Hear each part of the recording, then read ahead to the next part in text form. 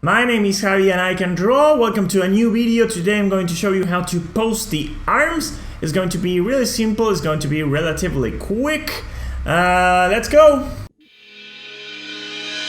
Okay, so I'm going to show you what I have here. What I have here is a torso with a head and a bit of the hip without any arms, and I'm going to show you the first way, that is the way that I usually use to draw arms when I had to. Now, for example, I'm going to try to do like someone, I don't know, he's pointing at something or something like that, or no, you know what, he's going to put, oh yeah, he's pointing at something. So I'm going to have to like bring the arm here. This is the perimuscular arm. And this is going to come like this, and if he's pointing at something, it's going to be like this. And this is a usual way for drawing the arm, just going progressively from the shoulder towards the hand, doing each of the volumes. Now, the thing about this, that you can use it and it's a fine way of drawing arms, is that, well, there is a problem that I always used to have, and I'm going to use something as an example that I always used to make. Like when I didn't know what to do with a character and what they were doing with the arms, I always try to put them like the hips, like in the superhero pose, and I always had this problem where I started with the shoulder, and then I brought the arm back to where I suppose that the arm should be, and then when I had to draw the forearm, it's like, oh, I'm running a bit short, so I tried to stretch this, and the end result is something that it's hideous. You don't like it. It's unnatural. It doesn't look good. You know that it's not a natural pose, that the hand shouldn't be there. So I started doing some research, and there is another way that I started using recently that I like a lot better for not all cases but most cases, and this is by drawing the hand first and then adapt the position of the arm depending on what the hand is doing. Why is this important? Because when you are drawing a character and the character is doing something, it's going to be moving the hands, and the hands is a focal point of an image. And it is important, you're going to be more concerned about what the hand is doing in an image than what the elbow is doing. But if the elbow is off, you're going to notice, and if the hand is off, you're going to notice a lot more. So in order to keep the poses natural, drawing the hand first is an actually great approach. So what I have here are just a few hand poses that I kinda drew. You have to keep them between range. You're not going to draw a hand like 1,000 miles away, because it's never going to look good. You have to keep them, relatively in range.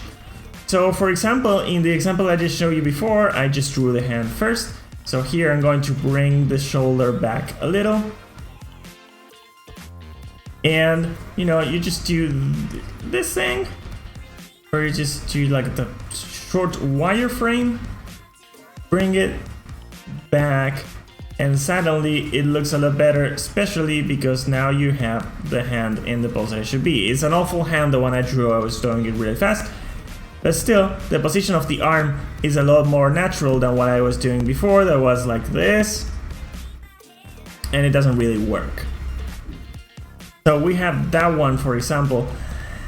Here we have another one that is going to be like bringing the arm, like the shoulder would be a little bit forward. Actually, drawing the hand first helps you a lot to position where the shoulder should be, depending on where the hand is going to be. So you bring this forward, and you have this. So now you can have this too. So the arm is going to be a little bit flexed. You'll have to work a bit on this particular muscle. Remember the one we saw on the other video.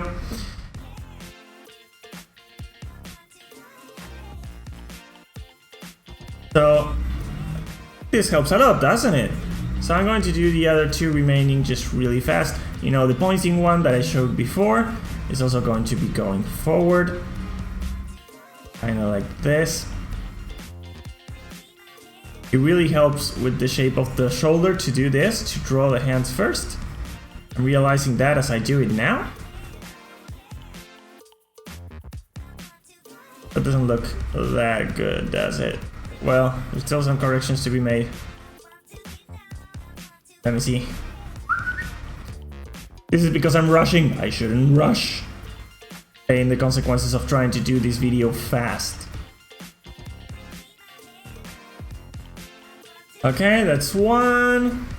And finally, also I had to be honest with you, for some reason the camera stopped recording at some point when I was doing the video, so this is take 2, so maybe that's why I'm rushing. It doesn't matter. And this one is like, well, it's a relatively relaxed arm. So the shoulder is going to be going back as well. Here's going to be this. And then there's going to be this shape. So there you have it. So for me, if you ask me, I would rather in most cases just draw the hand first and then draw the arms. It helps a lot to make what the arm is doing look natural, because when you are actually moving your arms, you're actually thinking where your hands want to be and not where your arms want to be, and when you are drawing you have to do pretty much the same. So that's going to be it for today, and it's going to be it for this week.